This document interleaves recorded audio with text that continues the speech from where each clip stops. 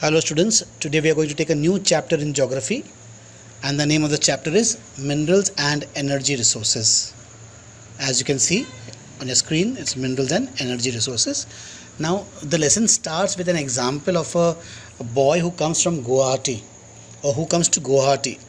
This boy Haban, he comes from a village, from a remote village. He has never been to a city before and has come to Guwahati. His name is Haban and he's come with his father. He sees people getting into strange house-like objects which move along the road. He also sees a kitchen dragging a number of houses along with it. He is amazed and asks his father, why don't our houses move like the ones we saw in Guwahati? Ba is his father. So we can imagine what he's talking of. He's talking of the cars and the buses that he sees, and also about a train. A train has a kitchen, na? That all that he's talking about. So his father tries to explain to him. Ba replies, these are not houses, they are buses and trains. Unlike our houses, these are not made of bricks and stones. Metal like iron and aluminium are used in making these. They do not move on their own. They are driven by an engine which needs energy to work. So we can see around us as we sit in our homes, in our drawing rooms and all that, everything around you that you see has some sort of mineral. Even the walls that are made, the bricks that are made, all these things are made out of minerals. Cement, sand is a mineral, cement is a mineral. Okay, so all these, iron is a mineral. So all the things that you see around you are made out of some sort of minerals or the other. So Ba replies, these are not houses, they are buses and trains. Unlike our houses, these are not made of bricks and stones. Metals like iron and aluminium are used in making these. They do not move on their own. They are driven by an engine which needs energy to work. We use different things in our daily lives, made from metal. Can you list a number of items used in your homes made of metals? Where do these metals come from? Okay, so metals like in our utensils, say aluminium, steel, iron, copper, all these things are metals which we see in and around our houses. Even the lead pencil that we are using, it's made up of some sort of a metal or the other. It's made out of graphite, right? So we have studied that the earth's crust is made up of different minerals embedded in the rocks. Various metals are extracted from these minerals after proper refinement. So in our lower classes we have studied about the formation of the earth, the inner core of the earth, the crust of the earth, and how the minerals are embedded in rocks. Minerals are formed in the different forms of in the rocks that we can see. Even here we can see they are all in the rock form. These minerals are in the rock form. Minerals are indispensable part of our lives. Almost everything we use, from a tiny pin to a towering building or a big ship, all are made from minerals. The railway lines and the tarmac paving on the roads, our implements and machinery too are made from minerals. Cars, buses, trains, aeroplanes are manufactured from minerals and run on power resources derived from the earth. So our day-to-day life, so we cannot imagine our day-to-day life without the use of minerals. The chair that we are sitting on, okay, the food that we eat, salt is present in the food that we eat. So these are all made from minerals. Everything has minerals in it. So we cannot imagine our life without minerals. From the smallest pin to the tallest tower, everything is made out of minerals. Even the food that we eat contains minerals. In all stages of development, human beings have used minerals for their livelihood, decoration, festivities, religious and ceremonial rites. So minerals are used for everything that we come across. So where do we get these minerals from? See, here in the chart it's showing, you can see an ocean bed. Right from the ocean, here the salt, we can get the salt, the sands, and as we go higher, here you can see the inner core of the earth Earth's crust. So mineral from the surface through evaporation of solution containing dissolved minerals. Minerals can form beneath the surface when dissolved elements and compounds leave hot water solution or when magma cools and hardens. So in different ways the minerals are formed. Here you can see this lady with a bright smile, and she is using a dark toothpaste. You know what is there in the toothpaste? It is charcoal. She is using charcoal, koila, kandi koila, lakdi ka koila. So that she is using to brighten her smile. So a bright smile from a toothpaste and minerals. Bright smile from toothpaste and minerals. Toothpaste cleans your teeth. Abrasive minerals like silica, limestone, aluminium oxide and various phosphate minerals do the cleaning. Fluoride, which is used to reduce cavities, comes from a mineral fluorite. Most toothpaste are made white with titanium oxide, which comes from minerals called ruffle, ilmenite and anatase. The sparkle in some toothpaste comes from mica. The toothbrush and tube containing the paste are made of plastic from petroleum. So find out where these minerals are found. That's what the textbook is saying. Dig a little deeper and find out how many minerals are used to make a light bulb. Okay, right from the filament that you see, the tiny filament, to the glass, to the aluminium things, that all those things that you see, just try to find out what all minerals are used to make a light bulb. All living things need minerals. Life process cannot occur without minerals. Although our mineral intake represents only 0.3% of our total intake of nutrients, they are so potent and so important that without them we would not be able to utilize the other 99.7% of the food stuff. See how important these minerals are. Just 0.3% and 0.3% of the minerals that we take, they supplement the 99.7% of the food stuff that we eat. So how important this chapter is for us, how important minerals are for us. What is minerals? Okay, what are minerals? Where is it question? I put a question here. What are minerals? Geologists define minerals as a homogeneous, naturally occurring substance with a definable internal structure. I repeat again. Geologists defined minerals as a homogeneous, naturally occurring substance with a definable internal structure. Minerals are found in the varied forms in nature, ranging from the hardest diamonds to the softest talc. Why are they so varied? So, how do the scientists define minerals? As a homogeneous, naturally occurring substance. It has to occur in nature. We cannot make minerals. Minerals are there present in nature. So they have their own definable internal structure. These minerals have their own definable mineral structure. So minerals can be found from the hardest diamond to the softest talc. The talcum powder that we use, even that is a mineral. You have already learnt about rocks. Rocks are a combination of homogeneous substances called minerals. So rocks are made up of more than one mineral. So it's a homogeneous mineral. Each rock will have a different type of mineral. Its make is different from the other type of rock.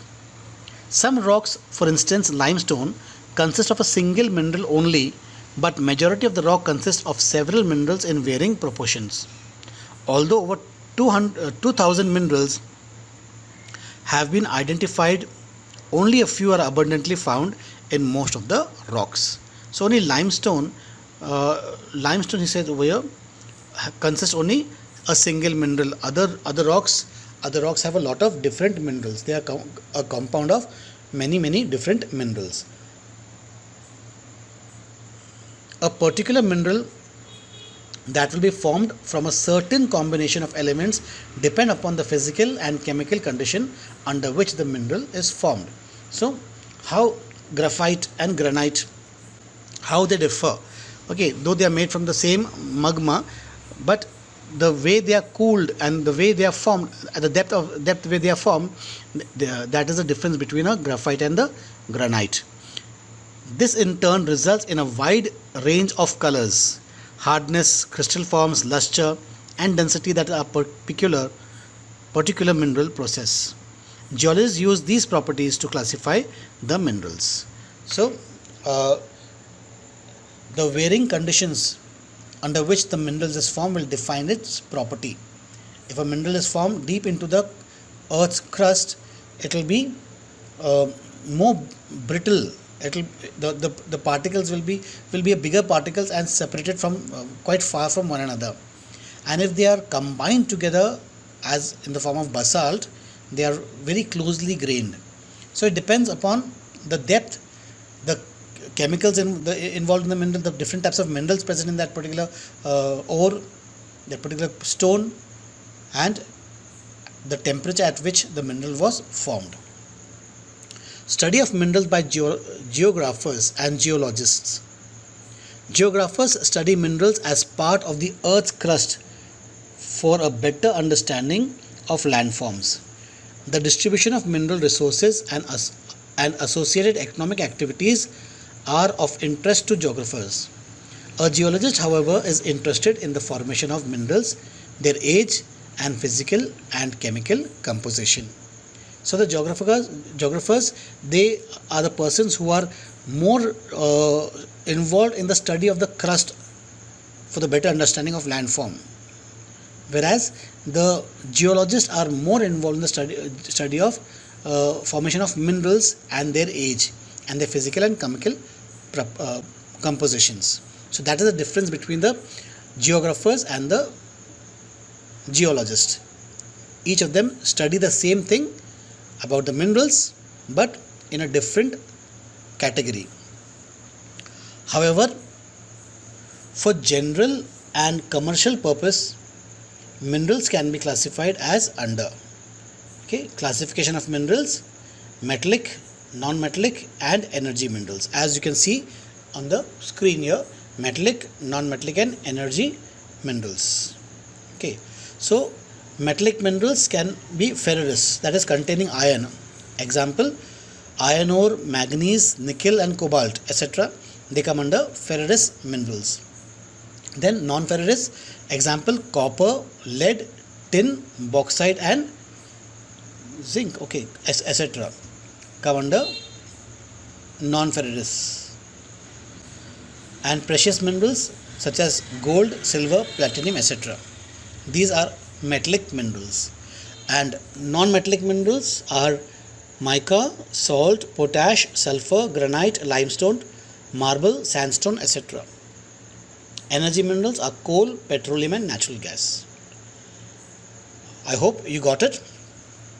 Then, mode of occurrence: where are these minerals found? Minerals are usually found in ores. The term ore is used to describe an accumulation of any mineral mixed with other element. So the ores are not in pure form. There are certain impurities, and in a particular ore, a particular mineral is found in a greater proportion than the other minerals. So that particular proportion of mineral becomes the ore of that particular mineral, which has more proportion in that rock than the other.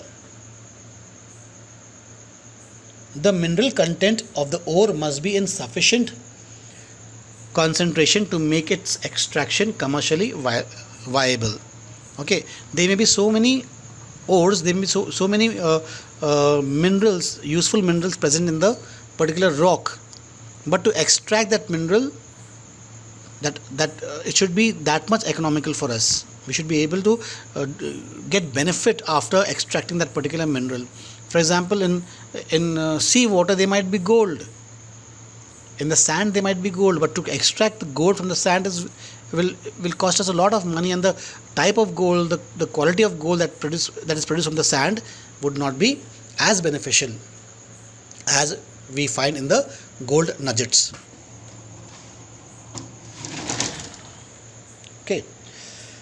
The type of formation of structure in which they are found determines the relative ease with which mineral ores may be mined. This also determines the cost of extraction. It is therefore important for us to understand the main types of formations in which minerals occur. Right? So, the type of formation of structure means what type of minerals are found in what particular condition. Okay, during volcanic eruptions, the volcano passes through certain crevices, certain cracks. They are known as veins. So we might find diamonds in these veins. If we come across a diamond mine, so it is always beneficial to mine that diamond, because the effort and the capital that you're going to invest in diamond mining would be beneficial for you. Whereas if we are extracting some mineral which is of little significance, so that may not be as beneficial for us to extract. Minerals generally occur in three forms. In these forms, number one, in igneous and metamorphic rocks. Minerals may occur in the cracks, crevices, faults and joints. The smaller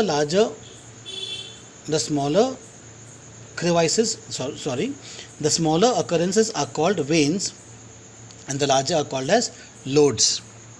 In most cases, they are formed when minerals in liquid, molten and gaseous form are forced upward through cavities towards the earth's surface. They cool and solidify as they rise. Major metallic minerals like tin, copper, zinc and lead etc. are obtained from the veins and lodes.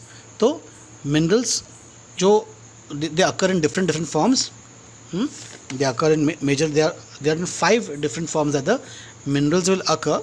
The first one is they occur in igneous and metamorphic rocks. Now these igneous and metamorphic rocks are caused because of volcanic eruption. So wherever there are volcanoes, they might be veins or lodes. Veins are the narrow cracks in the face of the mountain caused by the volcanic eruption, and lodes are the bigger one. So in such cases we find minerals such as copper, zinc, lead and diamonds are found in such veins.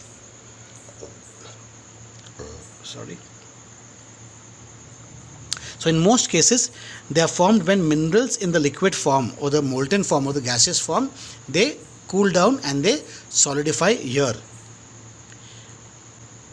In sedimentary rocks, a number of minerals occur in beds or layers. They have been formed as a result of decomposition, accumulation and concentration in horizontal strata. So the difference between sedimentary rocks and metamorphic rocks: in the metamorphic rocks we find them in the veins or lodes. These are generally in the vertical or slanting in angular forms in volcanic mountains, whereas sedimentary rocks, you all know how the sedimentary rocks are formed now. You all know how the sedimentary rocks are formed now. They are formed by the deposits of a big cow is there outside and making a lot of noise. I'm sure you must have heard it. Even I was surprised to hear that cow bellowing. Okay, so don't get distracted with that. So in sedimentary rocks, a number of minerals occur in the beds or in layers. So the water, when it brings the soil down and it deposits the soil in the shallow river beds, here due to temperature and due to pressure, the layer solidifies, and the minerals that the river carries, that the river brings along, they form the types of rocks over here. They have been formed as a result of deposition, accumulation and concentration in horizontal strata. Coal and some form of iron ore have been concentrated as a result of long periods of under great heat and pressure. So you all know how the coal is formed, na? Coal is a fossil of plants, mainly plants and animals. So these are fossil fuels. So coal, when the plant is under the surface of the earth for a very long time, it becomes coal. Another group of sedimentary minerals include gypsum, potash, salt, sodium salt, These are formed as a result of evaporation. Okay, so these are formed because of evaporation. Here see on the screen you can see the halide, gypsum and calcite, as well as certain salts are also formed because of evaporation. A common salt. This is the common salt which is formed because of evaporation.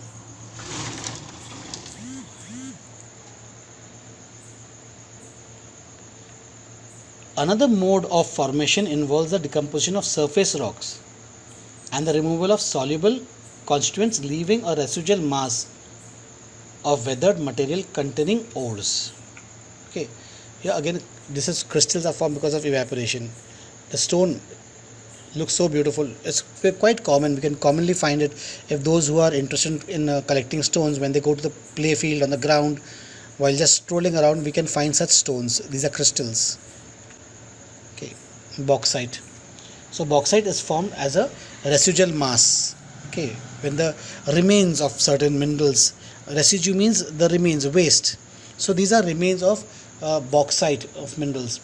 So another mode of formation involves the decomposition of surface rocks and the removal of soluble constituents, leaving residual mass of weathered material containing ores. Bauxite is formed in this way. Certain minerals may occur as alluvial deposits. Okay, so this again here, bauxite due to tropical weathering. See, we can see the main bauxite now. Yeah. See, bauxite is carried off source of by streams. These are aluminum rich plutonic rock, the rock which has come from the bowels of the earth. Due to some tectonic movement, there is a raised elevation.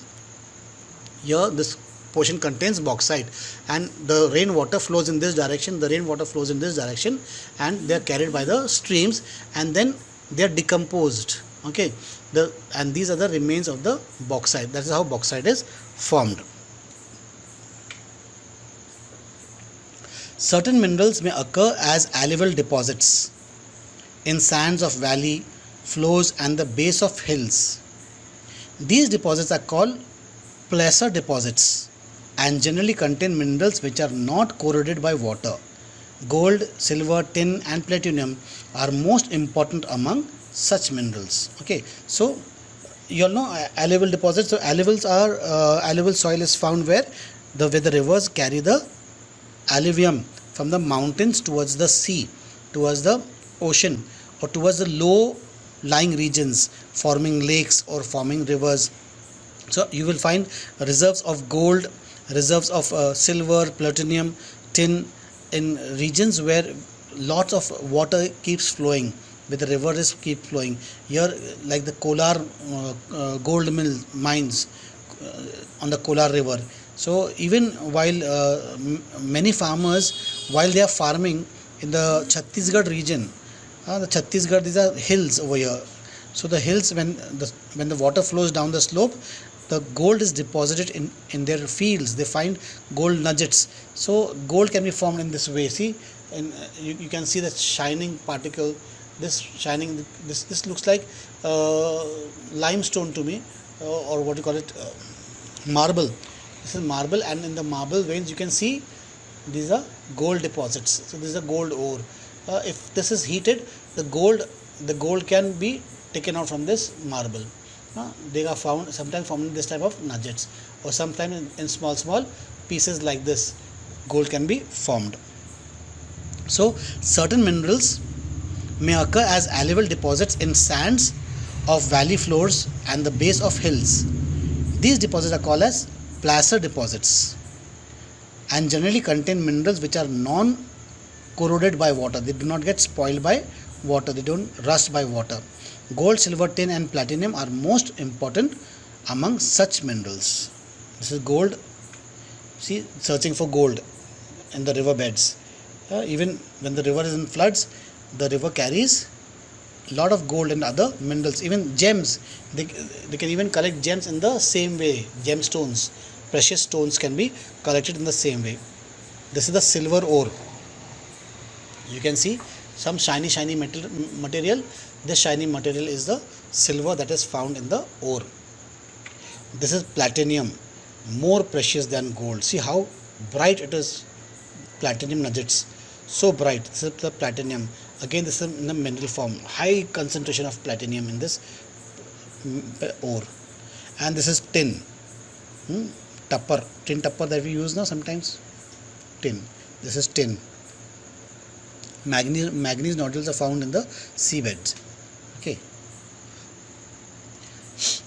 The ocean water contains vast quantities of minerals, but most of these are too widely diffused to be economic significance. However, common salt, magnesium and bromine are largely derived from ocean waters. The ocean beds too are rich in manganese nodules. So the ocean is a very rich source of minerals. So we can get a lot of things from the ocean.